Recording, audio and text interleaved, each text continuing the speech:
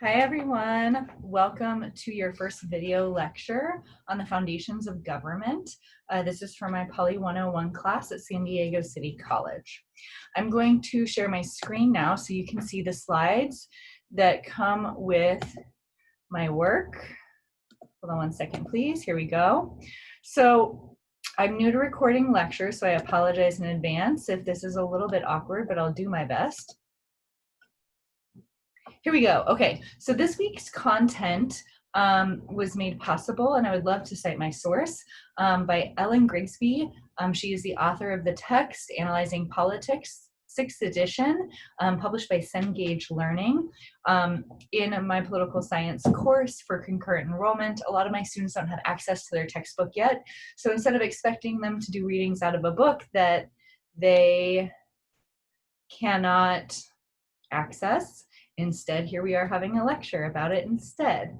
This is part of my flipped classroom model as well, which makes it a really great way to do better stuff on Zoom during our class time than have me talk at everyone. All right, so the first thing we're going to go over is that there are 4 different types of power in political science. They are all listed here. They are force, persuasion, manipulation, and exchange.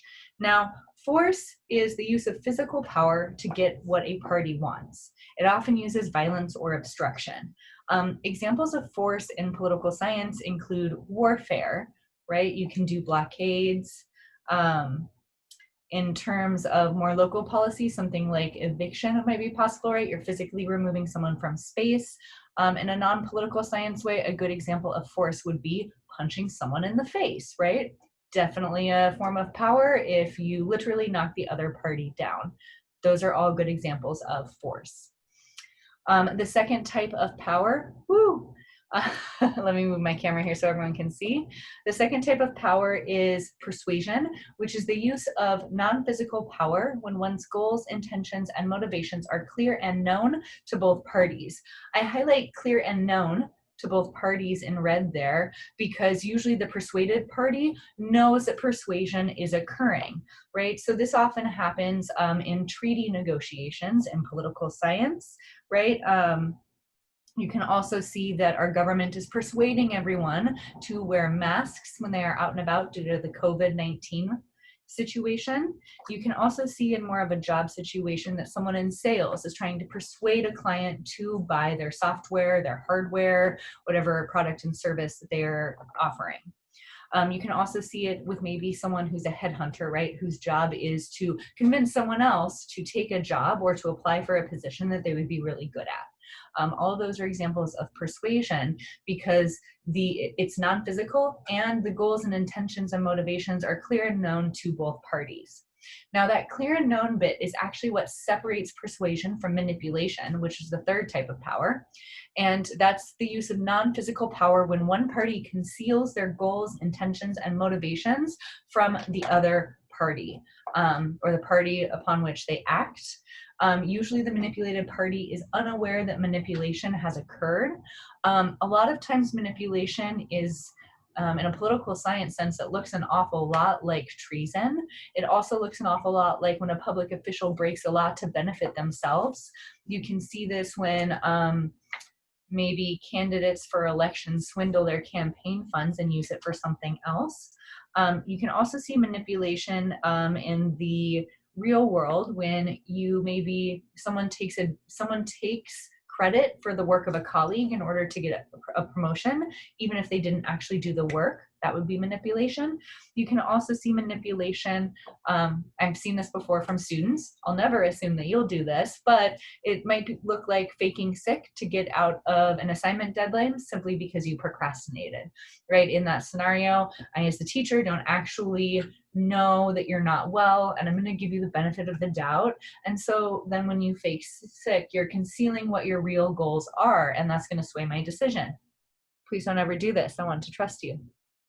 Yay. All right. The fourth type of power is exchange, which is when one party gives another an incentive to behave in a desired manner.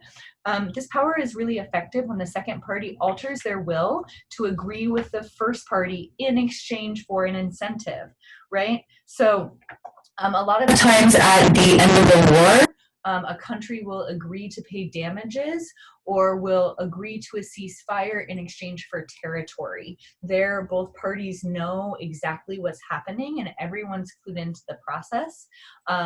And maybe the losing party gives up land as an agreement to not imprison all of their former leaders. Maybe one party pays for the damages by accepting that they were the cause of a war. In the real world, outside of political science, you might see this in a job where some positions offer you a bonus for going above a sales quota, or maybe you receive a bonus for basically excellent job performance, right? Or you get to go on a President's Club trip when you are really high performing at your job. In the school world, this might look a little bit like, basically like, if you do what I say, you'll get a high grade. Yay, that's a type of exchange, right? I'm having you bend to my will to do what I want you to do to learn. But not only do you get a great learning experience, after that, you're also getting a high grade as an incentive to follow my directions.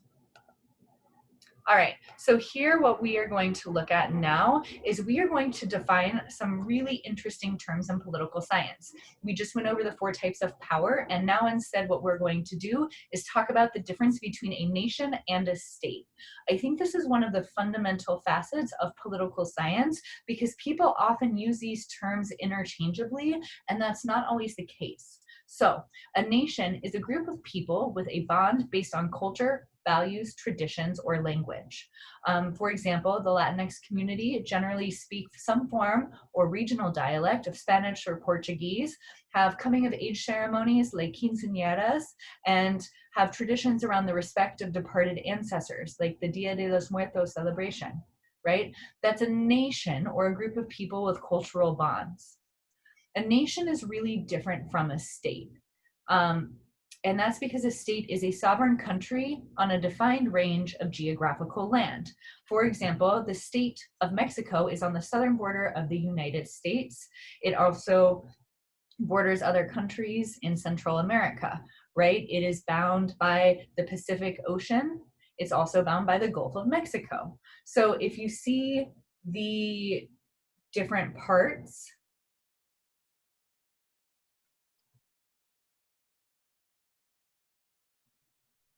oops, 1 second.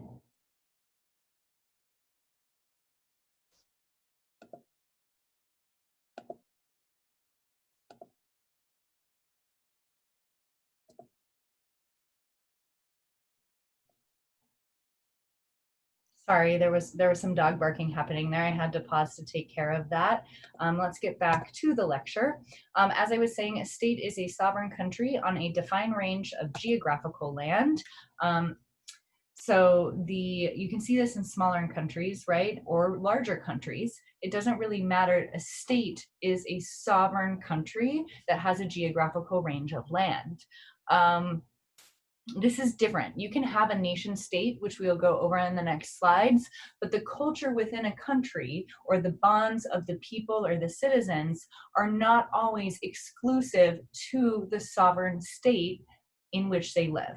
And I think this is actually one of the places that we see a lot of the divisive opinions in the United States, is because, yes, we have certain values that are traditionally American, right? And that's ideas about freedom and justice, and whether or not these are actually put into place in a way that is, oh man, am I sharing my screen with you?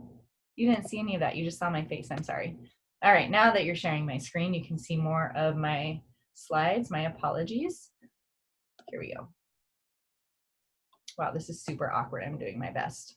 All right, there we go. So, well, sometimes you can, right, there are certain nation states where you have a group of people that are bonded based on cultures, values, tradition, et cetera, that also happen to live within the same sovereign country.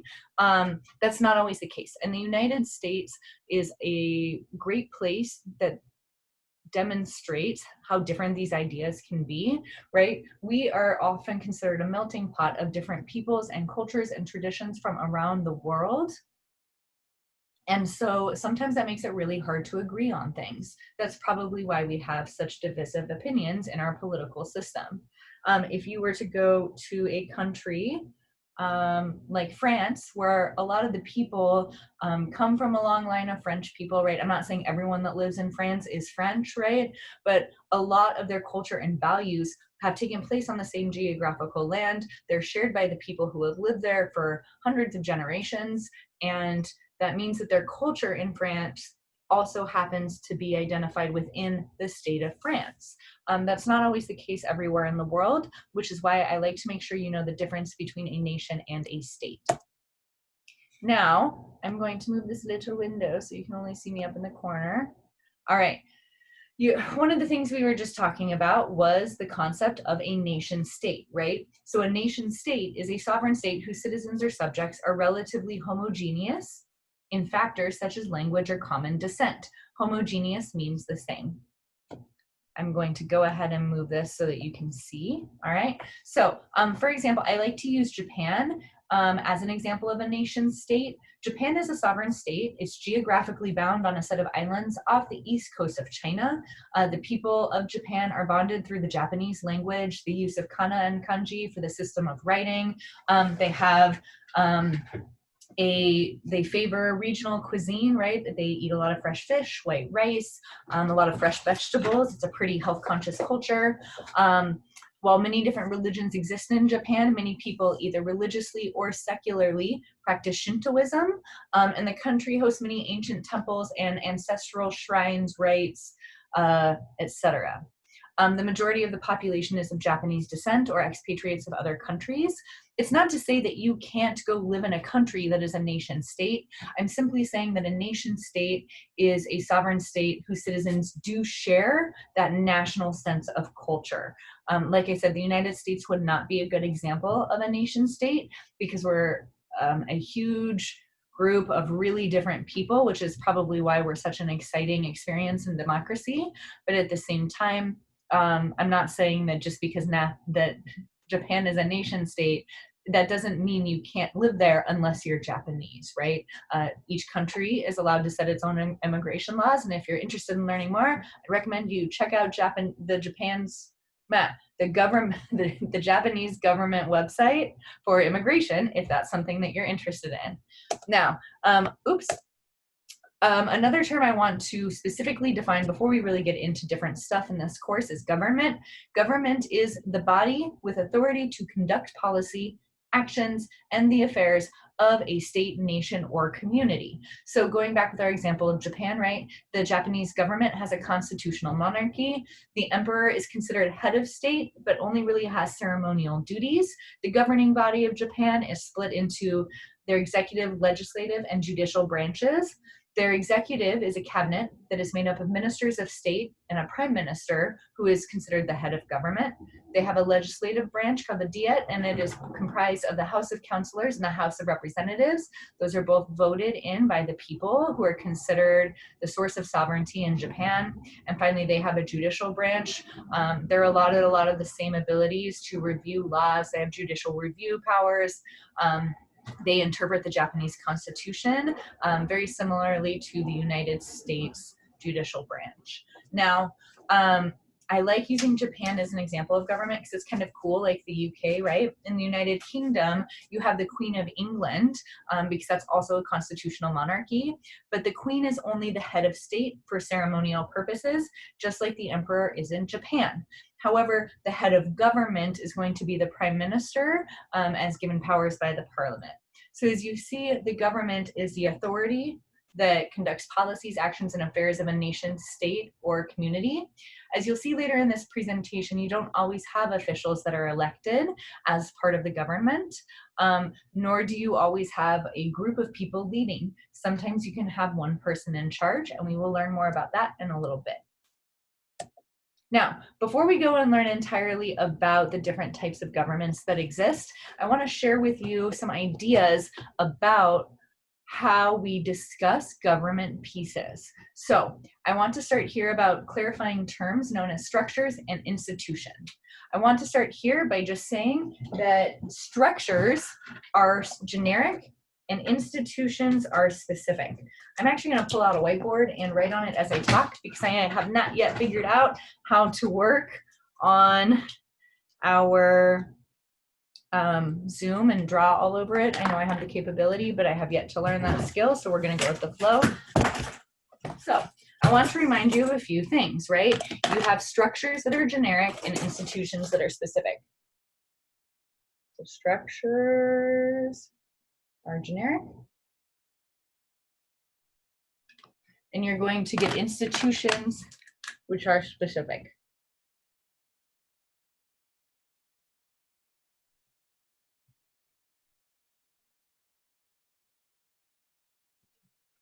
All right, so for example, in the United States government, we have 3 different branches of government, right?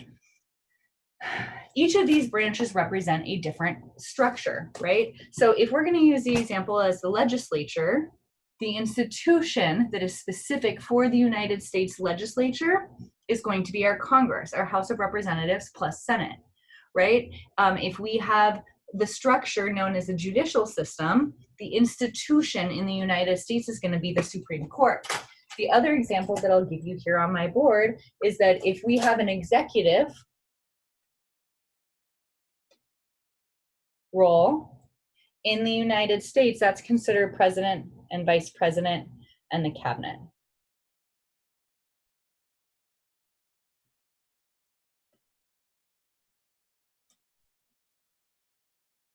Technically, president and vice president are the only 2 elected members of that role, but the cabinet and the entire executive branch of government is all part of the institution that is known as the cabinet.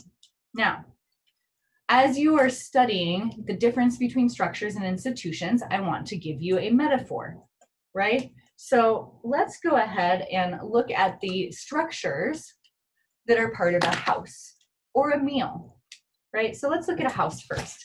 So I'm going to draw you my own house. It has some little steps up to it, right? It has a little fence right here. Right back here, you can see it's kind of a low house. There's more steps that go up to a door. I have a big picture window over here and 2 tiny windows. They're all covered behind some plants over here. Right, this is my little house. It's a very ugly little house. Well, the house itself is cute, but my drawing is pretty ugly, right? So the structures that are part of the house, right, you have a roof up here, you have a wall over here, you have a fence down here, this is a window, this is my door, right? You see that each of my different parts of the house are now labeled. Now, the thing that is different about a structure and institution, right, is all houses are going to have these specific structures. The interesting thing about institutions is that these are the specific materials that are used to build that house. So in my concrete, my fence is made out of plastic. My door is made out of wood. I actually don't know what my roof is made out of, so I'm going to say shingles.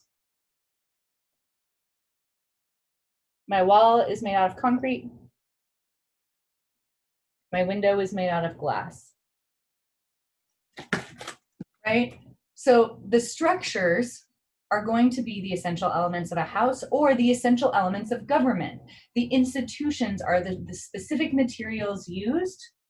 As an example, or I'm sorry, the specific materials used to build the house are an example of how we would then use specific institutions that exist in each government, right? You can see up here on my board that or on my slides that I also gave you some ideas about different options, right? So I kind of went over wood, concrete, glass, etc. for a regular house, but if you live in an igloo, that can be made of ice. If you live in a cave, that means that your institutions are made of stone, right? If you live in a dorm, you might live in some cinder blocks as your institutions, right? These are all considered different types of homes. I have a really cool friend who likes to live in her van by choice, not by circumstance, and so her home is made of metal, right? I'm going to stop sharing really quick just so you can get a closer look at some of this picture that I drew, right? Again, so here's my house. You can kind of see over here in my really bad writing, the roof is made of shingles, the wall is made of concrete, the windows are made of glass, the fence is made of plastic, and the door is made of wood. And the blue represents the structures or the generic parts that all type of houses are going to have. And the institutions are the specific materials used to create those structures. Now, going back to my screen share so that we can see our presentation, you will find that all governments need some form of these structures, and we will get to those specifics on our next slide. But the form of an institution can change over time as the world and society changes. So just like old houses, right? I think technically the room I'm sitting in used to be a front porch that was enclosed, and now it is a small study and former dining area. Hashtag thanks COVID. Right, old houses sometimes have electricity added to them, just like new laws are made by Congress, and executive orders are signed, so how our government functions can change over time. Just as you might remove asbestos from a building or substitute it with other materials, you can amend a constitution, changing the operating rules of its institutions. So, I really love this metaphor, and that's part of why I chose Ellen Grigsby's textbook. Thank you again for that citation. Okay, here we go. So the structures and institutions, right? So this might be confusing, and I see this a lot with students in an introduction to political science class, because in the United States, we named our institutions after different structures. So structures are considered interdependent elements of governing that enable and limit the form and function of government.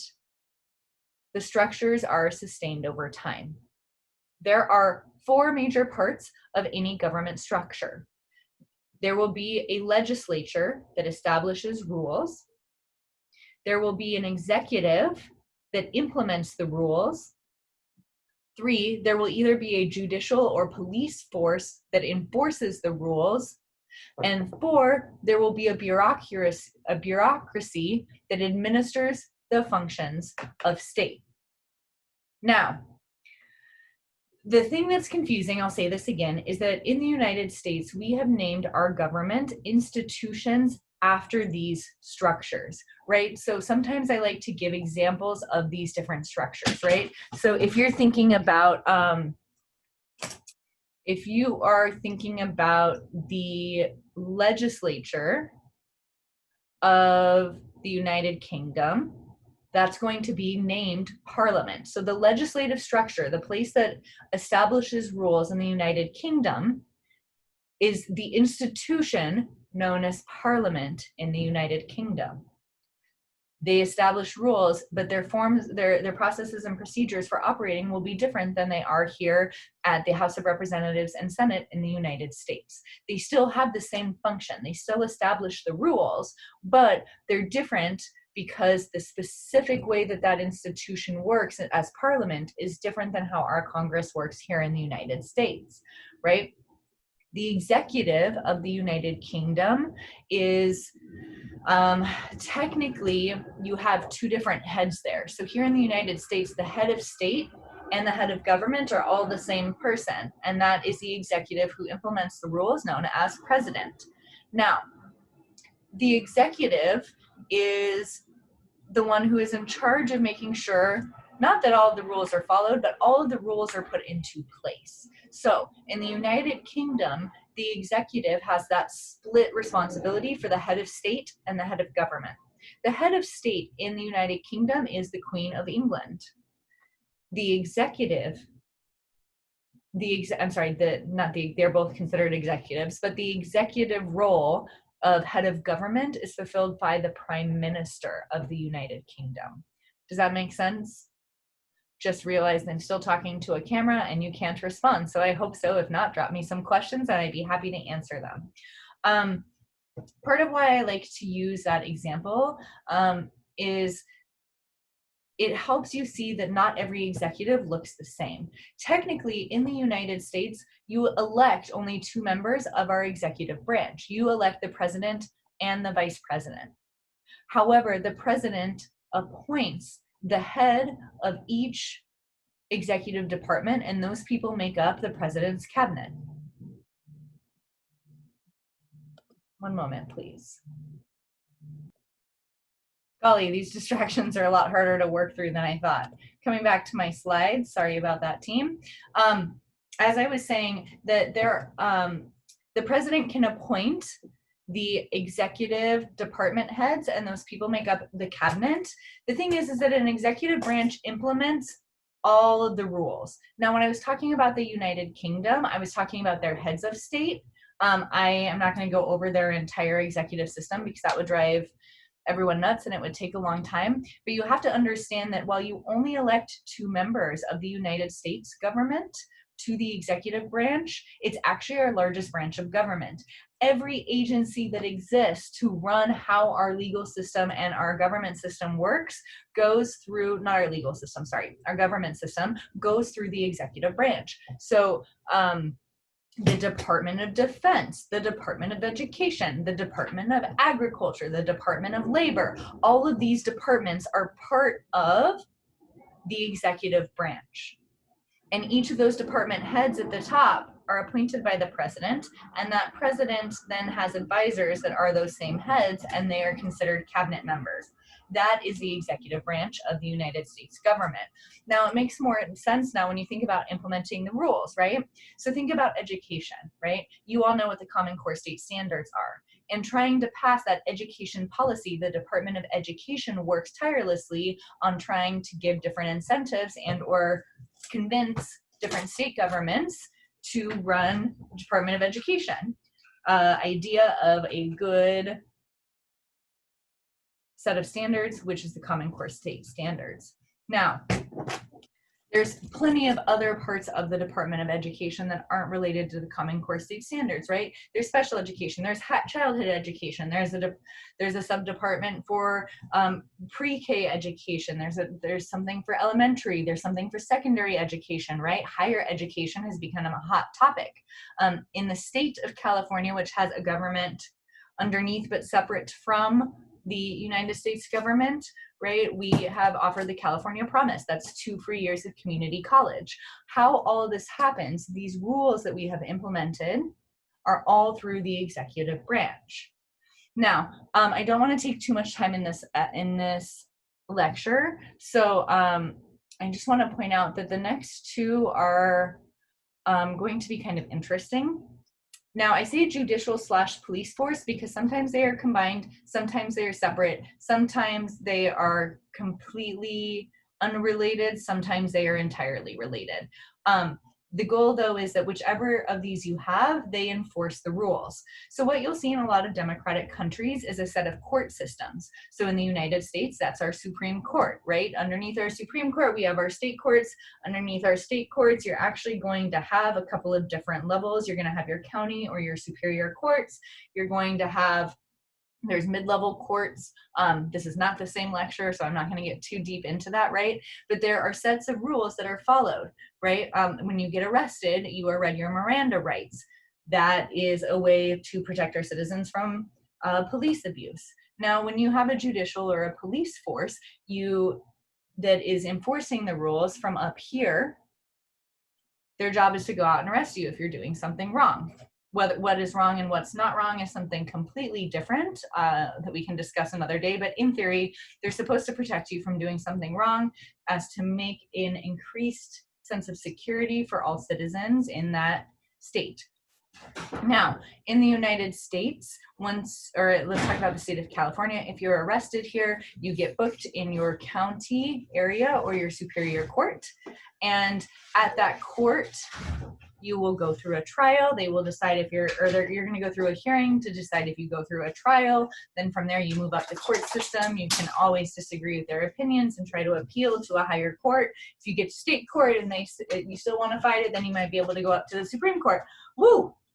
Technically, the police are the ones that are out doing the arresting, and then you get sent to a hearing or a trial in the court system, but they kind of work together to enforce the rules. In the United States, we have no nationally defined police force. We do have a military force. However, the judicial branch is meant to be our third branch of government as established by the Constitution, and that would follow the structure of the judicial or police that enforces the rules. Finally, you get the fourth area, or the fourth structure of government that everyone has, and it's called bureaucracy. This is what administers the function of state. Basically, anyone who isn't elected to one of these other people that works for the government is considered a bureaucrat. Technically, I'm a bureaucrat, right? I'm not an elected official, but I do work for the state of California. I work for the San Diego Community College District, and I am part of their Department of Education for the state of California. My paychecks are technically the paycheck of a civil servant that is largely paid by state taxes. But then you also see that if you go up to Sacramento to the courthouse, you're also going to see interns making copies. You're going to see campaign managers running election campaigns. You're going to see different legislative analysts trying to research the best policies in energy and in the environment, in community improvement and transportation and air quality, right? There's a million things that people can be writing policy on, and all of those parts make up bureaucracy. There's no branch of government for bureaucracy. It's basically just all of the jobs that are part of serving our government. Now, you might have a lot of questions. I'm going to ask that you go to our Canvas forum, our Q&A section, and you're welcome to ask anything that you don't understand, but I do want to move on for the sake of brevity. Also, I didn't include information about the judicial or police, the rule enforcers of the United Kingdom, because I'm not entirely sure how that actually works. And in terms of bureaucracy, it would apply in the same way as the US. All right, so one thing I want to point out about how you decide to establish a government, and this is actually kind of fun, is that, actually, before we move on to this, hold on. Going back to structures and institutions, I also wanted to offer you something in case you're going to be doing your homework tonight, something to make things a little bit easier for you. I'm going to stop my screen share. All right, I'm going to go back to my house and my rules, right? So what I've asked you to do is label structures and institution in your homework. And now I'm going to go back and give a country example in green. Right, so if I were going to choose an institution to represent the roof, I would probably choose the judicial branch, just because that's fun. Our court systems keep us all covered. I would say the foundation of our government is going to be the, I would normally say like the floor or the foundation, but since we don't have it, what's the bottom of this picture is a fence and plastic. So I'm just going to add that another name of an institution could be the legislative branch. Please note that you can pick it out, anything, it's your metaphor. And then the executive branch, like what keeps the implementation, what keeps the house standing is going to be our executive branch.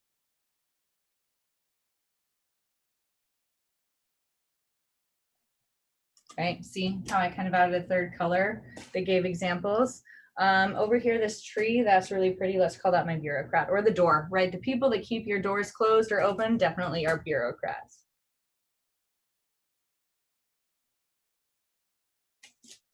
Ta-da! Make something like this for homework, please. All right, now that I am finished with that, I want to return to our lecture slides. You are way more than halfway through this lecture. I think we are about 2/3 done, just so that you can be keeping track.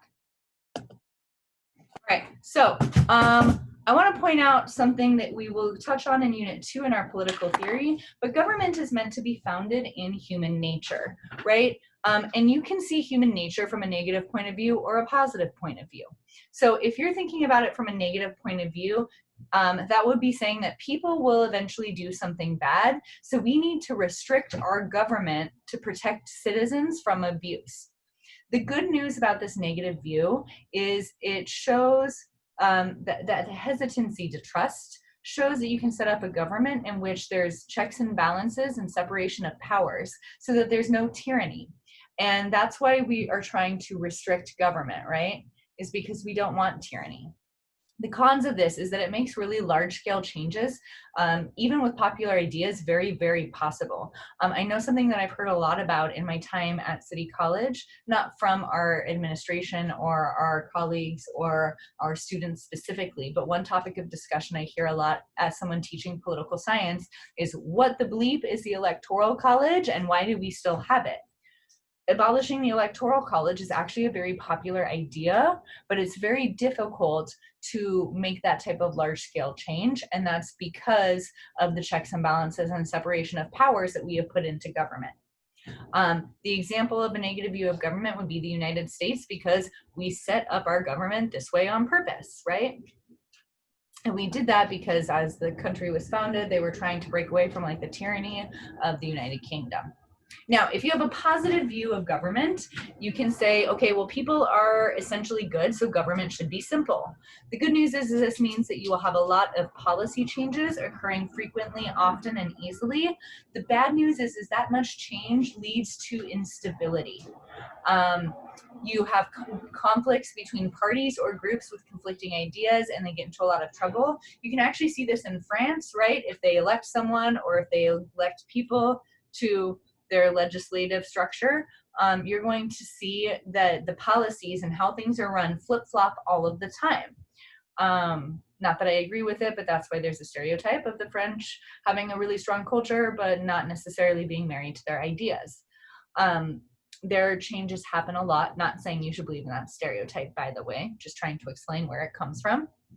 Why this matters is because all governments have these four parts I talk about, right? There has to be an executive, there has to be a legislative, there has to be a judicial or police part, and then there has to be bureaucracy for all four governments to work. Or I'm sorry, for all governments to work, they have to have all four parts. Now, how institutions are built reflects the negative or positive view in human nature, right? So think about a Harley Davidson as a motorcycle, right? Harley Davidson parts should not be used in Kawasaki's. They're made in two completely different countries. They're two completely different models. And if you mix and match them, it's going to mess up the whole system. Another good example, if you're more into cosmetics, is that nail polish shouldn't be used as eyeshadow. Your nails are really hard. They're not nearly as absorbent as your eyelids. Putting that glitter on your eyelids is a bad choice. You can ask my cousin, like circa 1995. I would not recommend it. That didn't go well for her. Right? But the point of this comparison I'm making right now is that government evolves is shaped by the history, culture, necessity, and circumstance of each different country. So when I talked about the United States having a negative view of people, this government was developed at a time period when people were really afraid of tyranny. Whether or not it was true, the head of the rebellion at that time really felt like the government of England was taking advantage of the colonists in North America, and they wanted freedom from that. So when they built a government, they tried to protect that freedom in the structures or in the institutions they used to structure their country. Now, if you think about a country like France, right?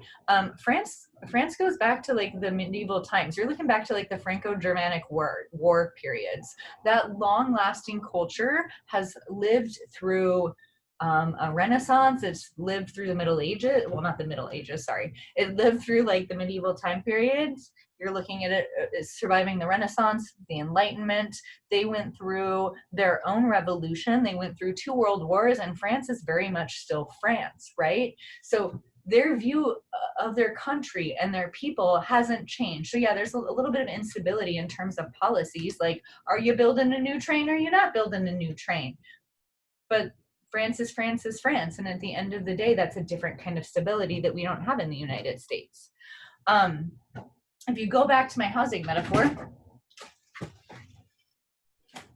right? A colonial house, if you think about it in terms of a metaphor for a colonial government, it has electrical wiring in the walls and ceilings, and it puts in pipes for plumbing. Just like we make amendments to the US Constitution, just like we can change and write new laws or use judicial review to judge and abolish old laws, right? The United States takes a lot of time and process there because they really want to make sure that when we make those choices, people are protected from a government that is too tyrannical. One thing that I think is really interesting about this right now is that the current administration is interested in no longer funding the post office at a time when people are required to vote by mail due to a global pandemic. Sidebar. That is like the craziest thing I have ever said in a class. Like, who can believe that our world has come to this, right? I'm not saying, I'm not saying that it's intentional or not, but I do think it's important to consider that voting is one of the most sacred rights of citizens in this country, and that anything that might deny your ability to vote is considered oppression from political science. And so we should talk about how you're going to vote in a different class time and lecture. So I'll get back to that, right? But the ability to fund or defund different departments is at the pleasure of the president. Maybe some of those structures are too loose, even if they were meant to be strong.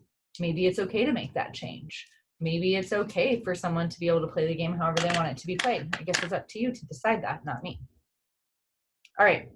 So as you're building a government, not that there's a lot of new governments being built, but there's 4 different things that you need to consider, right? Number 1, you need to know your terrain. You need to know the geography and political culture of people, right? What morals, values, ethics, and traditions do people there have? Try not to think about modern times. Try to think about long, long time ago in a land far, far away, right? Go back to the police, the city-states in ancient Greece. Right? Think about the fact that places like Athens, Sparta, Thebes, all of these different locations were isolated by different sets of geography. Some had mountains, some had oceans, some were back in the forest, right? So each of them had a different set of geography. This leads to different economies, so that leads to different types of groups of people who live there. Like, I'm sorry, but lumberjacks and seamen were not the same as artists and musicians and minstrels. They live very different lives. So where you start a government is just as important as for whom you are starting that government. It would not be wise to create an aggressively militaristic and antagonistic government out of a bunch of minstrels. That's probably not going to work out pretty well. But if you have a bunch of lumberjacks or a bunch of people who are really strong at sea, that might be great for creating a conquering militaristic nation. You can also see in my examples here that, like, for militaristic governments, they probably want to be up on a hill so they can kind of scout and see what's happening. They should be near a place where they can kind of see and defend themselves if they ever really make anyone else too mad, right? If you want to establish trade, you better have access to the crossroads in where the trading caravans grow, or you might want to have access to ocean, sea, and water ports so you can transfer your materials. If you're going to be an agriculturalist, you probably need fertile plains and a place where you get warm, sunny weather in the summer and lots of rain during the winter, right? When you know your geography and your political climate, that is the starting point to a country. This is the blessing of many countries in Europe, is that they have had a lot of time to kind of figure out what government fits their different parts. The bad news is that in the United States, we have changed so much over time. Not that we've even had a long time. We've only been here for like 200 years, but we've changed enough that what we started with, the where and the for whom, we were already at odds from the beginning. Like, let me talk to you about slavery another day. Let me talk to you about the market economies of the North and South another day, and let me talk to you about how that led to the Civil War, to the Reconstruction era, which mostly pretty much failed, to Jim Crow, to modern versions of Jim Crow, right? There is a lot of strong ties of everything that you're seeing in the world today that goes back to the fact that we tried to establish a country whose geography and political culture varied extremely differently than almost anywhere else in the world. All right, so when you choose a basic form of government, that's your next step. You can choose a single person type of government. You have 2 choices there. You can have a monarchy, you can have a dictatorship.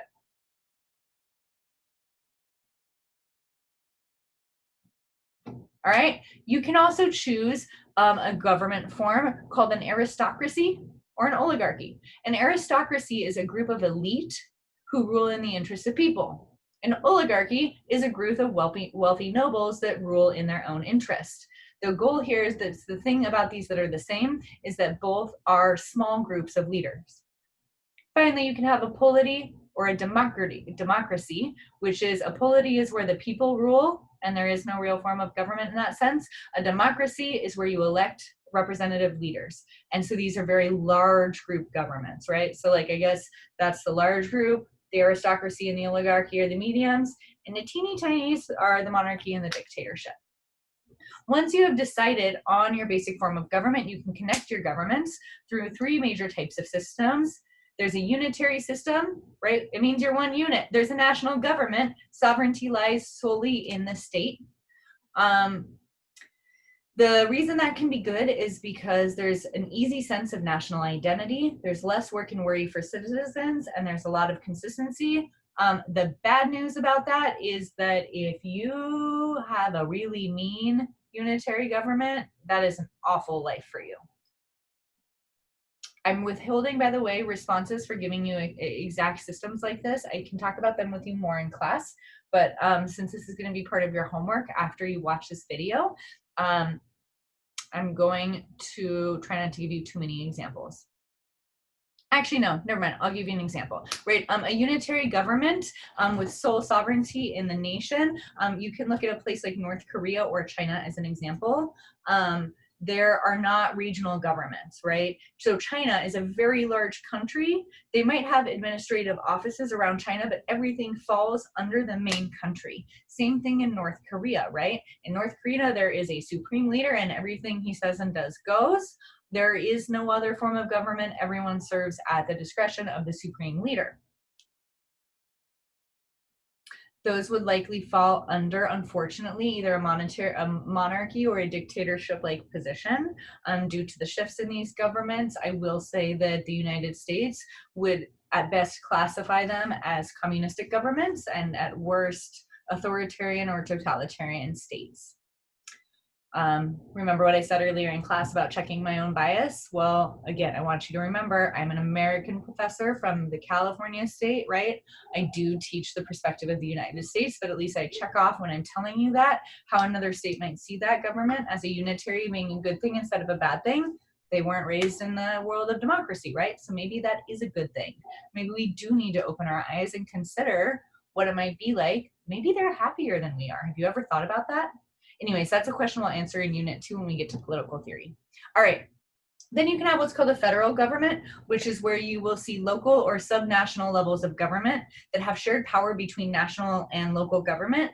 This is actually the type of government you see here in the United States. Our federal government is at the United States whole national level, right? And then you have 50 different state governments. We have a certain amount of sovereignty within each state, not as its own country, right? But we're allowed to make certain amounts of our own rules. A great example of this is the legalization of marijuana. Federally, it is still illegal, but here in the state of California, amongst many other states, it is now legal to use. You do, however, have to have a license to manufacture, produce, sell, move, etc. that good. You will see, though, that our federal government, they cooperate. There's some things that the federal government is like, rah, you have to do this, right? Generally, that's stuff that's in our Constitution. When it's stuff that states are like, rah, government, you have to do this, that usually raises up our Supreme Court to be like, should we or should we not do this based on our Constitution?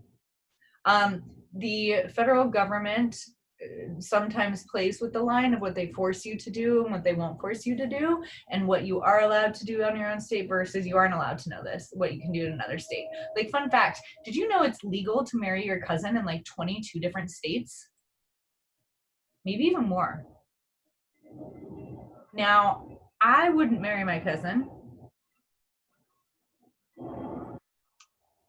I don't know what I would think if you decided to marry your cousin, but this isn't about me, right? The point is that some states think that that is not good and they don't want it to happen, so they make it illegal. Other states are like, marry who you want. And then that became legal, right? That's something that our that's something that our federal court will rule on. They're just like, states' rights, like marry who you want to marry. although it became an issue when they wanted, men to marry men and women to marry women, and they won't even identify non-binary people. So like there's a whole set of issues that we need to get through, obviously. But while I was muttering, my point is that there is shared power between governments, right? A good example of that shared power is something like, think about our road systems, right?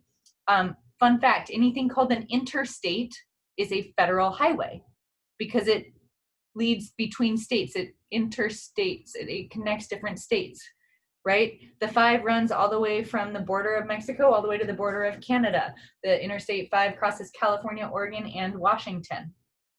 If you think about the 8, I believe the 8 goes all the way out to Arizona, maybe even as far as Texas, I'm not entirely sure.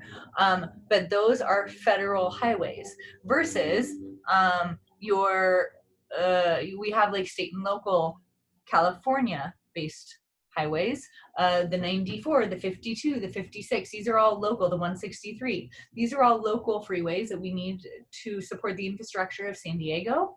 And so those are really important for us, but they're not federally funded. A lot of times what will happen is the federal government will be like, listen, California, we don't want to deal with our freeways. Here's a bunch of money for freeways. Go fix I-5. And then what they can do is California can fix I-5 in a way that then it's connecting to all of those other little local freeways. And that's how they work together and kind of share governance of our interstate and highway system. Questions, comments, concerns, you can always put them on Canvas for me. I know I'm going quickly, but I really want to finish. All right, finally, you have what's called a confederal government. And this is where the local government gives power to a state. They can veto or leave any time it wants. A confederal government is a good point of like Switzerland. Switzerland has like a strong border, but like it doesn't really have any military. It's well known for being neutral, right? Anytime someone doesn't want to be a part of Switzerland, they can just kind of peace out. This is where like you have somewhat of a joint idea of a state, right? So you have those borders of Switzerland, but each of the smaller regional governments within them are stronger within their own powers than the thing that groups them together as Switzerland. I think that that's always really example from, like in my head, I always think about it as a chocolate chip cookie, right? You have the little cookie, you can pull out the chips anytime you want. And they're still sort of a cookie, but then it's really weakened by it. The reason there's not good examples of confederal governments is because they rarely survive. Usually the need to have a national military, usually the need to make national decisions about certain basics of human life or the purpose of state, those agreements usually have to be agreed on. When the South ceded from the United States in the Civil War, they created a Confederate government. That's why they were the Confederate Army. They created a Confederate government in which each state had enough power so that they worked more individually on their own interests than they did the whole of the unit. Now, I'm not saying that that's why they failed in the war, but it did make it hard to tax across different Confederate states during the war because that type of thing wasn't allowed underneath their Confederate Union agreement. It was a state-by-state decision. And then all of a sudden you have one state paying more money to the war than another state, and then they're fighting within each other about their responsibilities to the state. And meanwhile, a unified government next door is going to be like, all right, let's go to war. Are you ready? Oh, you're not ready? We're not going to wait for you. We win. Generally, resources win wars. We will talk about that a lot in a different time at the start of our American government unit, which isn't a unit, sorry, our next semester. All right, anyways, so step 4, you have now decided your geography, your political culture, your basic form of government, and you've chosen how you can connect your top government to regional or municipal parts of government. Finally, you build your institutions. Let's identify and develop what legislators, executives, judiciaries, and bureaucracies will exist. But what do all governments need? Legitimacy! That's voluntary acceptance of the rulers and rule. Anytime you have a country with no legitimacy, anytime you have a country who is being ruled against the will of the people, technically it is no longer a legitimate government. Now, that is a largely Western idea, and it probably is really well rooted in the difference between Eastern and Western political theory, which again, we will get to another day. All right. There are going to be two different types of government I go over today. There's going to be democratic governments and there's going to be non-democratic governments. And under the non-democratic governments, I will review the difference between authoritarian and totalitarian states. So I want to point out with democracy here, in the United States, that a democratic government or a democracy is considered a rule by the people where rulers are selected through free and fair elections. That's generally going to be the main concept of democracy. Sorry, I needed some liquid. I'm really tired of talking. All right, so sorry, usually when I do these lectures, I do them live, so we stop and do fun stuff and they take breaks. I'm just trying to really cram through this so we can be done. Okay, so there are 5 components that we use to judge if something is a democratic country. There's participation, pluralism, developmentalism, protection, and performance. These are the 5 measures of democracy. Participation. Do people have a role in the government, i.e., can they vote in free and fair elections? Number 2, pluralism. Do all people have a role in the government? Are all peoples represented by multiple and diverse populations? Number 3, developmentalism. To which extent can people develop their own human potential and their own actions? How well can our people actually vote civically and make critical decisions about their government? I would say developmentalism is like kind of not our strong suit right now.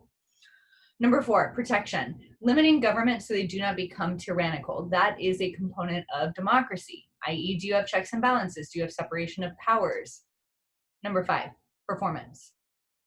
Are people under a democratic government living as well as they should be based on the given resources available in their territory? How well are we performing as a country? Again, it's participation, pluralism, developmentalism, protection, and performance. Those are the 5 components of democracy. There are some issues with these components. They're listed here on your slides for all of them, but basically how you measure success is going to be subjective. So the measure of these outcomes is really hard to agree on. Parts of democracy do not always easily coexist. For example, being protective, right? Stopping tyranny might stop the performance of a democracy because you're trying to protect the environment or the national species or the systems there, right? So like protective versus performance don't always mesh. Democracy also includes social components, which increase in complexity with diversity, like #American problems, right? And finally, there's many different forms of democratic components, which make it hard to compare them all. Some have constitutions, some have varying numbers of political parties, some have a lot of different ideas about what freedom might mean. Examples of democracies include the United States, Canada, Switzerland, France, Germany, etc. All right, let's talk about non-democratic countries and how they're different. A non-democracy is a government in which people are not self-governing.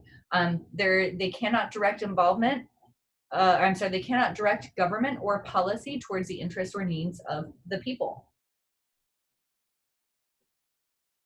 So the 5 components of non-democracy are all pretty well related to some of the things in democracy we just talked about. So number 1, non-democracies are anti-participatory. Number 2, they involve a lot of suppression. Number 3, there's a lot of disconnection. Number 4, they have diverse leadership, and that doesn't sound like it's a good thing in the way that you think it will. And number 5, there's unclear succession. Let's go over them one by one. Anti-participatory governments are governments where people don't have the freedom to participate. The citizens have to be forced to act a certain way. Maybe this means they don't vote. Maybe this means that even if they vote for the people in power, what laws are put into place by those people are under no citizen request or interest. One thing that you might see as anti-participatory is, say, maybe the government decides to create a social currency, or this idea that you're watched all of the time, right? But the government can just decide to put cameras everywhere all of the time, like Big Brother, and just do what they want without the people giving their consent to that. That would be anti-participatory. Number 2, suppression.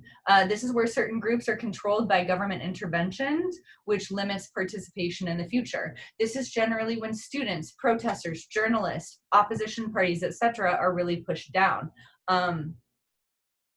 Like if they just disappear leaders over the ocean and they're never heard from again, that's a huge sign of suppression. Not allowing people to protest is a sign of oppression, or I'm sorry, of suppression. Telling journalists who report facts that they are liars when the facts are checked and sourced is a form of suppression. Number 3, disconnection. There's no link between the government and the people. Policies do not reflect the interests or the needs of the people. This would be like me coming into a political science class and it's like, let's work on algebraic equations, right? That's not why you're here, right? If you're living in a country and you have a certain culture or you have certain national ideas, your state is supposed to be there to support you. That is the purpose of government. I mean, not just that, but there's a whole set of things we'll study for the purpose of government. But if the policies do not reflect the interests or needs of the people and they're not allowed to participate to change it, they're kind of being ruled without any sort of legitimacy. There is no support of the citizens to the government, and that shows a lot of disconnection. Number 4, diverse leadership.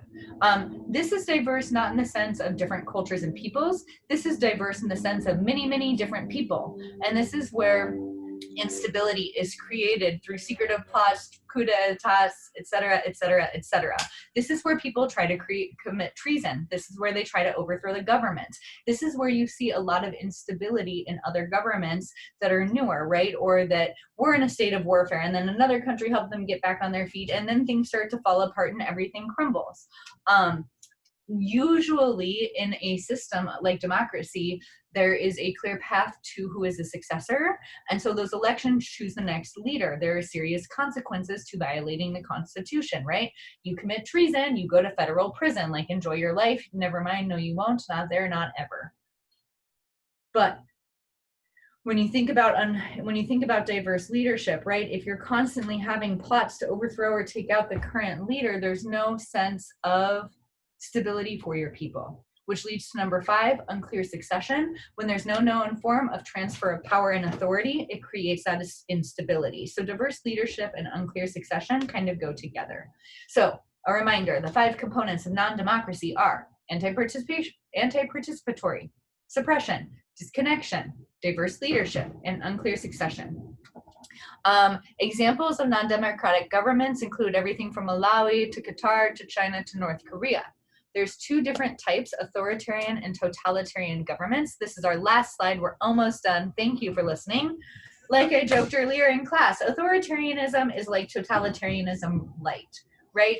Authoritarianism is diet totalitarianism. Authoritarianism is when my puppy is crying. Did you hear about authoritative governments? What do you say to those? Will you see it?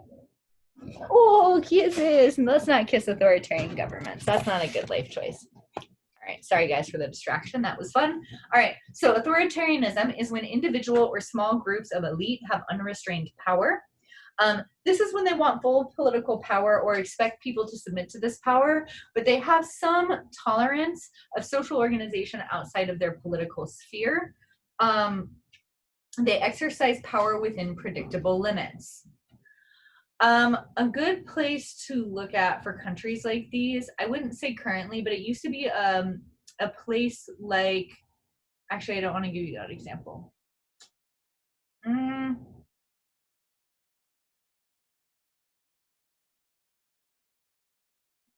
I just realized I stopped talking and thinking. Okay, a place that used to be considered an authoritarian government would be Venezuela. Now, Venezuela has been a hot topic in the news for about 2 years now, due to the president not giving up his power after he lost an election. He's trying to contest the election. He's like trying to change all of the laws.